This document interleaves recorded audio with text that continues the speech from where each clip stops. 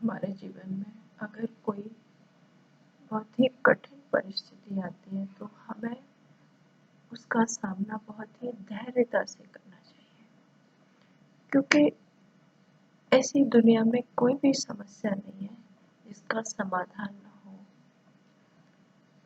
उस समय हमें ऐसा महसूस होता है कि ये बहुत हम इसका सामना नहीं कर पाएंगे, लेकिन सद विवेक के द्वारा, सद शक्तियों के द्वारा, हम अपने आत्मिक बल के द्वारा उस परिस्थिति को समझते हुए उसका सामना करेंगे, उसे पार होंगे।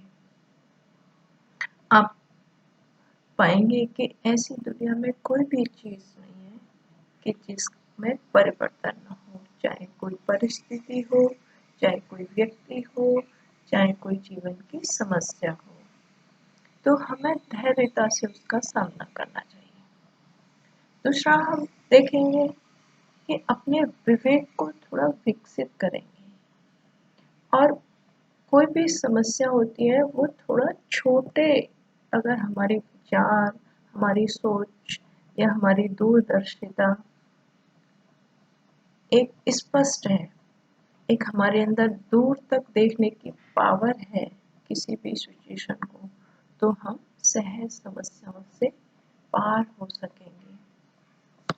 दूसरा, आप देखेंगे कि ऐसी दुनिया में जैसे बहुत अंधेरा होता है रात में, और उस समय उसे महसूस नहीं होता कि सुबह भी होने वाली है, लेकिन समय का चक्र एक चल रहा है। उस व्यक्ति को महसूस नहीं हो रहा कि, क्योंकि वो बहुत ही अंदर से घिरा हुआ है परिस्थितियों में, समस्याओं में, तो उसे नहीं दिखाई दे रहा, लेकिन समय का चक्र अपने आप ही परिवर्तन हो रहा है। एक सने सने प्रक्रिया परिवर्तन की इस सृष्टि में चल रही है। ठीक ऐसे ही हर विवेक को, हर व्यक्ति के विवेक को ये एक उदार भाव से, चाहे कोई व्यक्ति के रूप में समस्या आई है, चाहे कोई बाहरी, बहुत तरह की समस्याएं आज मनुष्य के पास, तो उन सबका निदान उसे बहुत ही, हम ये भी कह सकते हैं कि आत्मबल, ईश्वर के द्वारा जुड़कर हम अपने आत्मबल को सद्गुणों के द्वारा, सत शक्तियों के द्वारा हम अपने आत्मबल को बढ़ाएंगे। इसीलिए तो कहते हैं कि भगवान को याद करना अति आवश्यक है। बहुत जिनके अंदर है पावर फेस कर जाती है, लेकिन कहीं न कहीं उनके अच्छे कर्मों का फल होता है उनके अंदर। ये बिल्कुल स्पष्ट है कि आत्मा में जब तक पुण्य का खाता है तो वो एक सुख पूर्वक जीवन यापन कर सकती है। जैसे जैसे उसके जीवन से पुण्य खत्म होते जाते हैं, बहुत सारी समस्याओं से आत्मा ग्रसित होती जाती है, घिरती जाती है। तो हमें अपने आप के जीवन को चेक करें कि हमारे जीवन में क्या चल रहा है, हम किस चीज से सुखी हैं, किस चीज से दुखी हैं। तो जीवन का लक्ष्य ये होता है कि हम हमेशा सद्भाव में रहें। दूसरा, हम देखते हैं समाज में बहुत सारी समस्याएं मानव निर्मित हैं, बहुत सारी समस्याएं उसने खुद ही क्रिएट की हुई है, खुद ही वो उन समस्याओं का रचयिता है। छोटी सोच के कारण अपने आप को परेशान कर रही है आत्मा। तो इस चीज को भी हमें थोड़ा ध्यान रखना चाहिए कि मनुष्य इस धरती पर आया है और ये भूल जाता है कि मैं, ये रेन बसेरा है, ये मुसाफिर खाना है। वो ईर्ष्या द्वेष, एक दूसरे से लड़ाई झगड़ा किस लिए, लेकिन वो जो तेरा मेरा जो समाज में है, जो रोज घरों में चलता है, वो सब इसका कारण ही ये है कि उसकी एक सोच, एक समझ। हम ये स्पष्ट कह सकते हैं कि आध्यात्मिक जीवन एक सुखद और संपन्न जीवन है।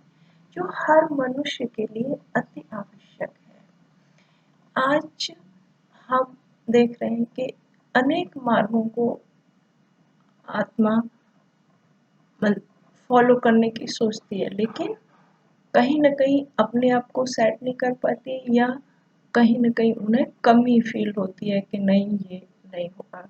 लेकिन उसके खुद का विवेक अगर जागृत होगा तो खुद ही उसके अंदर सारे समस्याओं का निवारण है। बस आवश्यकता है उसे उस परमेश्वर से जोड़ने की। उसके उस परमेश्वर से कनेक्शन न होने के कारण ही वो आज इतनी सारी समस्याओं से ग्रसित है। तो हमें अपने आप को पहचानना चाहिए कि हमें हमें क्या करना है, क्या हमारे जीवन में जो है उसे और अच्छे से अच्छा हम कैसे बना सकते हैं।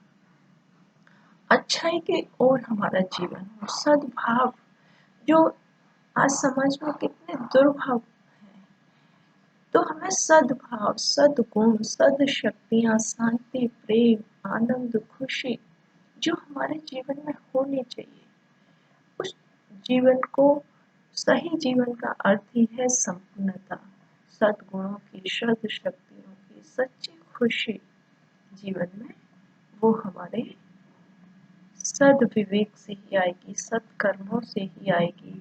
जीवन में एक उदार हृदय जितना होगा आदमी का, वो समस्याओं का कम से कम समय में ही समाधान कर पाएगा। क्योंकि उदार हृदय एक बहुत अच्छा, एक कहना चाहिए समाज के लिए बहुत अच्छा उपहार है, जिसका एक दिल और दिमाग दोनों छोटे होने के कारण बहुत सारी समस्याएं आप समाज में देखते हैं। तो इन सब चीज़ों का एक निवारण है हमारा स्व विवेक जगे और हम उस परमेश्वर